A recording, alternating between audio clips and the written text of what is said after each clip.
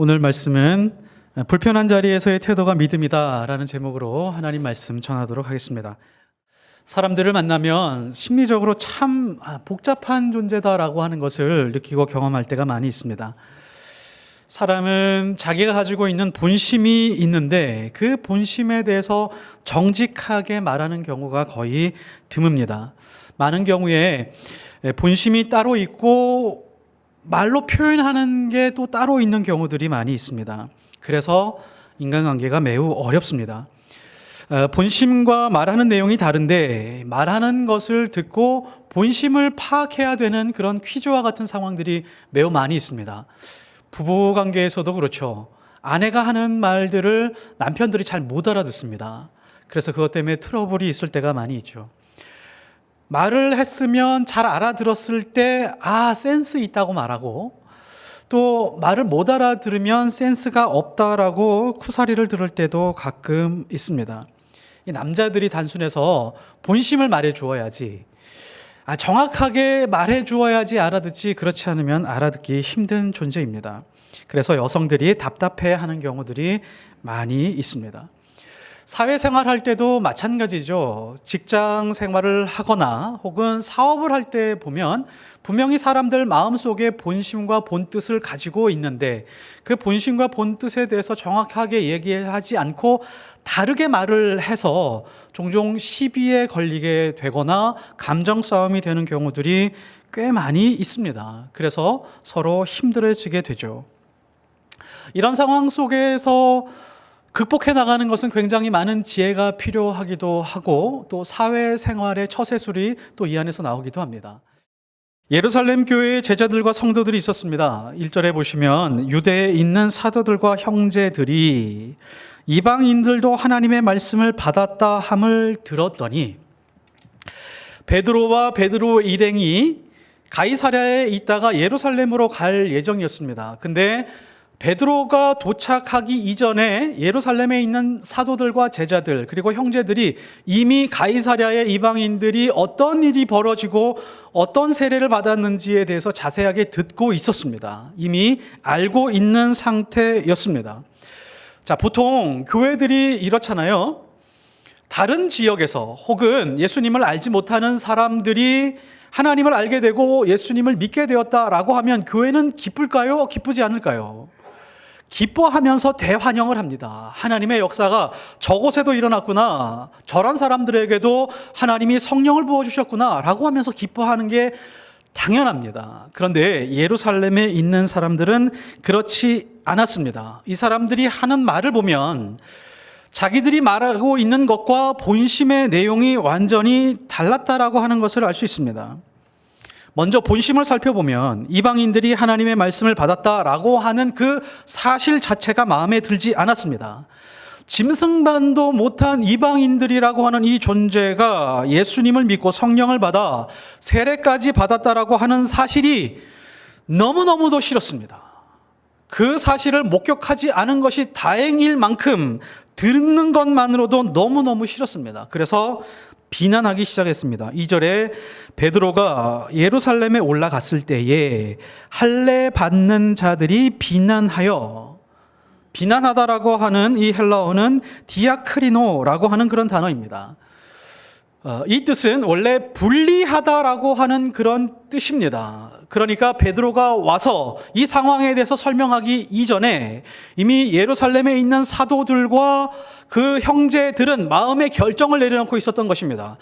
베드로가 가지고 있는 그 태도, 복음을 전한 것, 이 모든 것은 자기들과 이미 분리된 상태일 뿐만이 아니라 베드로는 베드로의 신앙이 더럽혀져 있는 상태고 자기네는 우월하고 깨끗한 상태이면서 베드로가 열등하면서 지금 잘못했다가는 이 공동체에서 분리시켜야 되는 그런 상황까지도 생각하고 있었다라고 하는 것을 말해주고 있습니다. 지금 예루살렘에 있는 사람들의 마음 상태와 태도를 한번 잘 보십시오. 예수 그리스도의 복음을 증거하고 지금 예수님을 믿는 사람들이 늘어가고 예수님을 고백하는 사람들이 분명히 눈에 보이고 있는 이 상황에서 예수님의 복음보다 유대인들의 그 민족성, 유대인들의 자부심, 그리고 선민 사상, 유대주의, 이것이 훨씬 더 높은 곳에 있어서 복음이라고 하는 것이 훨씬 작아진 상태라고 하는 것을 볼 수 있습니다. 자, 이 사람들을 한번 잘 보십시오. 잘 아는 사람들입니다. 이 사람들은 모두 다 예수님을 잘 믿는 사람들이었습니다. 예수님의 사랑, 예수님의 말씀, 또 성령께서 와서 아주 충만하게 부어주셨던 것을 온몸으로 경험했던 사람들이고, 교회 공동체를 이루면서 가난한 사람들, 그 사람들을 돌보고 아끼고 함께 예배하고 기뻐하고 떡을 떼면서 사랑을 주고받고 있었던 그런 사람들입니다. 그런데도 이 사람들의 본심을 한번 보십시오. 이방인이 구원받는 것을 혐오하는 마음으로 가득 차 있습니다. 베드로의 입장에서 보면 물론 지금 비난은 각오하고 올라왔을 것입니다. 내가 예루살렘에 가면 분명히 이 사실을 교회가 알고 제자들도 알고 사도들도 알고 형제들도 다 알게 될 텐데, 껄끄러운 상황, 굉장히 불편한 상황이 있을 텐데 라고 그렇게 생각을 하고 올라왔는데, 비난의 크기가 장난이 아니었습니다. 공개적으로 비난하기 시작을 했습니다. 베드로를 불러서, 몇몇 소그룹의 지도자들이 베드로를 불러서 개인적으로 왜 그랬는지, 왜 베드로가 이런 일을 벌여야 됐는지에 대해서 좀 자세하게 듣고 설명을 듣고 판단했으면 좋았을 텐데, 올라오자마자 대뜸 그 자리에서 공개적으로 비난하기 시작을 했습니다. 그 공개적인 비난을 견디는 것은 쉽지 않았을 것입니다. 왜냐하면 오랫동안 예수님과 함께 다니면서 3년 동안 먹고 마시고 같이 마음을 나누었다라고 생각을 했는데 그런 모습이 아니었던 것이죠. 베드로는 분명히 상처받고 큰 고통 중에 있었을 것입니다. 베드로는 우리가 잘 아는 것처럼 지금 교회의 최고 지도자입니다. 지금은 고대 사회이기 때문에 최고의 지도자에게는 권위가 있었습니다. 권위가 있었기 때문에 많은 사람들은 그 권위에 순종하고 따라가게 되어 있었습니다. 이렇게 많은 사람들이 비난하고 공격하면 이렇게 말할 수 있었죠. 나에게는 주님이 주신 권위가 있다. 나에겐 그런 신분이 있다. 내가 말하는 것을 잘 듣고 따라와라. 당신들이 나를 공격하는 것은 주님을 공격하는 것일 수 있다. 라고 그렇게 협박 비슷하게 말할 수도 있었겠죠. 그런데 그렇게 하지 않았습니다. 아니면 베드로는 본래 성미가 불같이 급하고 변덕스러운 사람이었습니다. 이 상황이 닥치면 분명히 조금 더 생각하지 않고 맞대응해서 화를 내고 맞비난하는 것이 바로 베드로의 모습이었는데, 그런 모습이 조금도 보이지 않습니다. 이전에 베드로의 모습 우리가 잘 알잖아요. 예수님이 이렇게 말씀하셨습니다. 천국의 열쇠를 너에게 맡기겠다. 극찬을 했습니다. 그런데 얼마 지나지 않아서 사탄의 자식이라고 그렇게 책망을 받습니다. 천국과 지옥을 몇 초 사이에 오가는 그런 상황에 빠지기도 했습니다. 대제사장이 명령해서 군인들이 겟세마네 동산으로 왔습니다. 예수님을 체포하기 위해서 왔죠. 근데 베드로가 그 장면에서 허리춤에 차고 있었던 칼을 들고 맨 앞에 있었던 말고라고 하는 군인의 귀를 잘라버립니다. 굉장히 공격적이죠. 잘못하다가는 정말 사람을 죽일 수도 있는 그런 분노를 안고 있는 사람이기도 했습니다. 세상 모든 사람들이 주님을 버려도 자신만큼은 버리지 않겠다라고 호언장담을 하고, 불과 하루가 지나기 전 새벽이 다가왔을 때 예수님을 3번 부인했습니다. 얼마 시간이 지나자 닭이 울기 시작을 했는데 그 닭 소리를 듣고 아주 통곡을 했습니다. 통곡을 했으면 자기 잘못을 뉘우치는 것인데, 예수님에게 다시 돌아가서 십자가 그 현장으로 돌아가서 예수님을 끝까지 지켜야 했겠지만 거기서 또 도망갑니다. 매우 변덕스럽고 성질도 사나운 성품을 가지고 있었습니다. 그러면 자기 본 모습이었다면 예루살렘에 있는 그 형제들과 교회 앞에서 맞비난하고 같이 불같이 화를 내는 모습이 베드로의 모습이었는데 조금도 그런 모습이 없었습니다. 베드로의 태도를 한번 보십시오. 베드로에게 이전의 모습은 완전히 찾아볼 수가 없습니다. 매우 겸손하고 온유한 모습을 보이고 있습니다.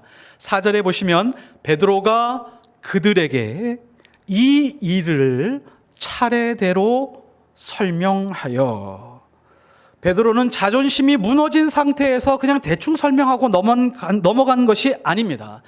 자기 자신이 왜 요바에 있었는지, 왜 요바에서 어떤 환상을 보았는지, 그리고 왜 가이사랴로 넘어가게 되고 이방인 고넬료를 만나서 하나님이 어떤 역사를 통해서 어떤 일이 벌어지게 되었는지를 아주 길고 장황하게 침착하고 친절하게 설명을 하고 있습니다. 5절에서 10절까지 보면 요바에서 보자기 환상을 설명하고 11절에서 17절까지를 보면 고넬료의 집에서 일어난 일들에 대해서 설명을 합니다. 우리가 이 말씀을 보면 10장에 있는 말씀의 내용과 똑같이 11장에서 반복되고 있습니다. 이걸 똑같이 반복할 필요가 있었나라는 생각이 있겠지만 성경의 의도가 있습니다. 앞에 있는 것은 성경의 사건으로 서술한 것이고 지금 11장에 있는 내용은 베드로의 입술로 차근차근히 설명하고 있는 내용들입니다. 그러니까 성경은 의도적으로 베드로의 태도를 보여주고 싶었었던 것입니다. 이전과 완전히 바뀌어 있는 그런 베드로의 태도. 불과 10장까지만 해도 베드로는 마음에 갈등이 있었습니다. 자신의 신념과 하나님의 뜻이 달라 있었고 먹으라고 하는 음식을 거부하고 있었습니다. 이 모든 상황들이 자기 자신에게도 자기 자신이 설명할 수 없는 그런 상황이었습니다. 그런데 그 모든 과정을 지나오면서 베드로는 이 모든 것들이 해소가 되었을 뿐만이 아니라 누군가에게 설명하고 싶어서 안달이 난 사람처럼 그렇게 보였습니다. 그래서 교회 전체가 하나도 빠짐없이 베드로를 공격하고 비난하고 있을 때에 베드로는 침착하게 온유한 마음으로 자세하게 설명을 하고 있습니다. 오늘 말씀은 베드로를 통해서 설명의 힘이 얼마나 강력한지를 보여주고 있는 것입니다. 베드로가 예전처럼 흥분하지 않고 감정이 상하지 않은 채 설명할 수 있었던 이유는 무엇일까요? 어떤 이유가 있을까요? 어떻게 이렇게 사람이 온유하고 친절하게 바뀌게 되었죠? 그 이유가 무엇이었을까요? 분명한 이유가 있습니다. 하나님의 기적을 보았기 때문에요? 그렇지 않습니다. 그 전에 수많은 기적을 보았고 자기 자신이 기적을 행할 수 있었습니다. 기적은 이제 수준에 넘었습니다. 어떤 것을 목격했냐면 자기 자신과 이방인들에게 하나님의 사랑이 부어지고 있었던 것을 본인이 경험하고 본인이 목격했기 때문입니다. 로마서 5장 3절에서 4절까지 말씀이 있습니다. 다만 이뿐 아니라 우리가 환난 중에도 즐거워하나니 이는 환난은 인내를, 인내는 연단을, 연단은 소망을 이루는 줄 알미로다. 이 말씀 우리가 한때 굉장히 좋아했던 말씀이기도 하죠. 고난 중에 붙들고 있는 말씀입니다. 그래, 인내하자. 하나님께서 연단을 주시고 소망을 주실 거야. 근데 그 뒤에 있는 말씀이 훨씬 더 중요합니다. 5절 소망이 우리를 부끄럽게 하지 아니함은 우리에게 주신 성령으로 말미암아 그 다음 내용이 무엇일까요? 하나님의 사랑이 우리 마음에 부은 바 됨이니 하나님이 진짜 주고 싶은 것이 이것입니다. 성령으로 말미암아 주고 싶은 것이 기적과 능력과 은사가 아니라 하나님의 사랑이 부은 바 된 것을 주시고 싶은 것입니다. 하나님의 사랑이 부은 바 되어 환난이 오고 고통과 고난이 올 때에 인내하고 참고 연단을 이겨내면서 하나님이 주신 소망을 붙들게 하시기 위한 것이 성령을 주신 이유입니다. 그것을 지금 베드로가 목격을 했던 것입니다. 우리에게 주신 그 사랑뿐만이 아니라 이방인에게도 성령 세례를 통해서 성령의 은사와 능력, 방언 이런 기적이 아니라 그 안에서 부어지고 있는 하나님의 사랑, 하나님이 세상을 이처럼 사랑하신다라고 하는 것을 목격했을 뿐만이 아니라 자기 안에도 부어지는 것을 경험했었기 때문입니다. 그래서 사실 우리는 하나님의 말씀을 문자로, 글자로 읽고 있지만 아마 그 어느 때보다도 베드로의 가슴은 벅차서 견딜 수 없는 마음으로 한 걸음으로 예루살렘으로 왔을 것입니다. 이제 베드로의 모습, 베드로의 태도를 보면 정말 그리스도의 장성한 분량이 충만한 데까지 이르렀다라고 하는 것을 알 수 있습니다. 왜 그렇죠? 이 불편한 상황, 이 누군가에서의 공격과 비난을 당하는 상황 속에서 베드로가 취하는 그 태도가 그렇기 때문입니다. 17절에 보면 그런즉 하나님이 우리가 주 예수 그리스도를 믿을 때에 주신 것과 같은 선물을 그들에게 주셨으니 내가 누구이기에게 하나님을 능히 맡겠느냐. 이 말씀이 중요합니다. 하나님께서 우리에게 주신 것과 같은 선물, 여기서 같은이라고 하는 헬라어는 이소스라고 하는 단어인데요, 양적으로도 같고 질적으로도 같다라고 하는 그런 의미입니다. 우리가 이전에 오순절에 성령 세례를 받지 아니하였느냐, 그와 같은 똑같은 질적인 부분과 양적인 부분이 고넬료와 그 이방인들에게 다 쏟아 부어지는 것을 내가 보았도다 라고 하는 그런 의미입니다. 여기서 그칠까요? 그렇지 않습니다. 베드로가 본 것은 종교적인 현상으로서 방언을 하고 혹은 여러 가지 은사가 있는 것을 보면서 기적을 체험했다라고 하는 정도의 수준이 아니라 하나님의 사랑이 부어지는 것을 보게 되었었던 것입니다. 우리에게 부어주셨던 그 사랑이 질적으로 양적으로 너무 똑같아서 나는 가슴이 벅차 있었습니다. 무엇보다도 그 다음에 베드로의 말이 멋집니다. 내가 누구이기에, 나라고 하는 존재가 누구이기에 하나님의 그 뜨거운 사랑을 감히 막을 수 있겠습니까? 라고 고백을 합니다. 이 말의 뜻은 이런 뜻이 숨겨져 있죠. 저는 그동안 예수님의 제자인 줄 알았지만 예수님의 복음의 빛을 가리우고 있는 그림자였습니다. 세상으로 끝까지, 땅 끝까지 복음이 증거돼야 되는데, 복음의 빛이 비춰야 되는데 나로 하여금 비추는 것이 하나님의 뜻이었는데 나는 그 빛을 막고 서 있었던 존재였습니다. 하나님의 사랑과 기적과 은혜와 성령의 모든 세례는 온몸으로 받고 있었지만 내 뒷모습에는 거대한 그림자가 드리워져 있어서 이방인으로 흘러가지 못하게 하는 그런 사람이었습니다. 라고 고백하는 것과 같습니다.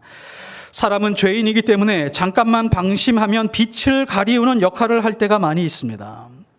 태양 앞에서는 태양을 본인이 온몸으로 경험하기도 하지만 그 이면에 그림자가 있다는 것을 우리가 알 수 있어야 됩니다. 그 그림자 때문에 누군가는 가리워지는 인생을 살 수도 있습니다.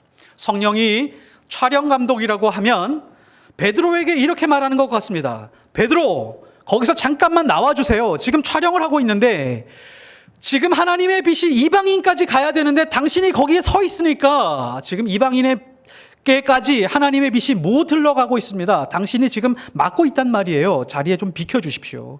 지금 빛이 있는 자리에서 좀 비켜주십시오. 라고 하면서 그것을 깨달았었던 것입니다. 그래서 베드로는 자신이 주인공 되지 않고 예수님의 복음이 주인공이 되게 하니까 성령이 오셔서 이방인의 오순절이라고 하는 역사적인 현장을 경험하게 되고 그것을 느끼게 되었던 것입니다. 하나님의 기적을 보여주고 예수님의 가장 확실한 증인이라고 자기 자신 스스로는 장담하고 있었는데 자기 자신이 방해자였던 것입니다. 우리는 언제 빛을 가리지 않는 삶을 살게 될까요? 언제일까요? 우리는 분명히 예수님을 만났지만, 하나님을 사랑하지만 복음의 방해자로 살 때가 많이 있습니다. 우리가 증인으로 살아갈 때 빛을 가리지 않는 삶을 살 수 있습니다. 10장에서 보면 베드로가 하는 말씀을 잘 들어보십시오. 29절에 우리는 유대인의 땅과 예루살렘에서 그가 행하신 모든 일의 증인이라. 42절 우리에게 명하사 백성에게 전도하되, 43절 그에 대하여 모든 선지자도 증언하되 그를 믿는 사람들이 다 그의 이름을 힘입어 죄 사함을 받는다 하였느니라. 베드로의 고백을 보십시오. 우리는 유대인의 땅과 예루살렘에서 그가 행하신 모든 일을 다 받고 감사하면서 누리고 있었다. 거기까지는 좋은 것 같지만 증인이 되지 않으면 이방인들에게는 그림자였다. 그러나 증인이 되니까 이방인에게 빛으로 드러나게 되었다라고 하는 그런 의미입니다. 베드로가 이방인에게 복음을 증거하지 않을 때 하나님 앞에서 빛보다 그림자가 훨씬 강했습니다. 다른 민족 사람들이 복음을 듣지 못하게 하는 그림자였다는 의미죠. 하지만 증인이 되자 그림자가 사라지게 되었습니다. 증인은 예수 그리스도의 복음을 하나님의 사랑으로 성령의 지혜를 힘입어 설명하는 사람입니다. 베드로와 예루살렘 교회는 지금 현재 심각한 갈등 상황에 놓여 있었습니다. 이 상황을 한번 잘 보면서 우리나라 상황이었으면 어땠을까라는 생각을 했습니다. 분명히 두 그룹이 충돌했을 거다. 다수의 예루살렘에 있는 형제들과 제자들의 그룹, 그리고 소수의 베드로와 베드로를 지지하는 그룹. 분명히 충돌하게 되었을 것이고, 거기서 비난과 공격 속에서 교회가 갈라지게 되고, 베드로파가 나와서 베드로가 가지고 있는 설교의 능력, 그리고 은사, 기적을 일으키는 그 능력과 더불어서 본교회를 압도할 수 있는 부흥운동을 하지 않았을까라는 생각을 했습니다. 그런데 지금 예루살렘 교회는 그렇지 않았습니다. 16절에 보면 그들이 이 말을 듣고 잠잠하여 하나님께 영광을 돌려 이르되 그러면 하나님께서도 이방인에게도 생명 얻는 회개를 주셨도다. 온 교회가 한 마음이 되었습니다. 베드로가 침착하게 하나님의 사랑을 안고 뜨거운 마음으로 차례차례 천천히 침착하게 설명하고 있는 그 모든 내용을 듣고 그 자리에 있는 모든 사람들이 감동을 받아서 자기들에게만 비추고 있던 그 복음과 생명의 빛이 이방인에게 흘러가게 되고 이제 우리가 가지고 있는 모든 기준을 내려놓고 하나님의 증인으로 살아가겠습니다 라고 하는 그런 결단의 상황까지 가게 되었던 것입니다. 사람은 내 뜻을 가지고 살면서 내 뜻이 꺾이게 되면 어떤 감정에 빠지게 될까요? 화가 납니다. 분노가 일어납니다. 분노가 많다라고 하는 것은 믿음이 있음에도 불구하고 내 뜻대로 살려고 한다라고 하는 그런 의미를 가지고 있습니다. 반면에 하나님의 뜻을 수용하고 하나님의 뜻대로 살면서 하나님의 뜻이 꺾일 때 어떤 감정이 들까요? 화가 날까요? 분노할까요? 그렇지 않습니다. 눈물이 납니다. 저렇게 뜨거운 하나님의 사랑, 피 흘리는 하나님의 그 사랑, 아들의 목숨을 다 쏟아 부어주셨던 그 하나님의 사랑이 전해지는 것이 꺾이게 되는 그 상황을 보면서 그 마음과 똑같은 마음을 가지고 있는 그 사람 안에는 분노가 아니라 눈물이 나게 되어 있습니다. 그래서 불편한 자리에서 어떤 태도를 보이냐가 우리의 믿음을 보여줍니다. 위기와 고난의 상황에서 어떤 자세로 사느냐가 우리의 믿음을 나타내고 있는 것입니다. 하지만 사랑이 있으면 우리는 인내하면서 예수님을 설명할 수 있는 힘이 생깁니다. 우리가 신앙생활하면서 간과하는 것이 있습니다. 하나님의 사랑이 부어진 바에 대해서 별로 관심이 없습니다. 하나님의 말씀을 해석하고 그 뜻이 무엇을 의미하는지를 알고 성경을 공부하고 교회에 봉사하고 나에게 닥친 고난들에 대해서 기도하면서 극복해 나가고 하나님이 주신 그 약속의 말씀을 붙들고 살아가는 것, 이런 것들은 다 관심을 가지고 있지만 하나님의 사랑이 얼마나 큰지에 대하여, 그리고 내 안에 하나님의 사랑이 있는지 없는지에 대해서는 정말 중요한데 그 부분에 대해서 간과하고 살아갈 때가 많이 있습니다. 불편한 상황에서도 하나님의 사랑이 부어진 바가 되어 증인으로 살아가면서 예수 그리스도의 그 빛을 비추는 성도님들이 되시기를 예수 그리스도의 이름으로 축복합니다.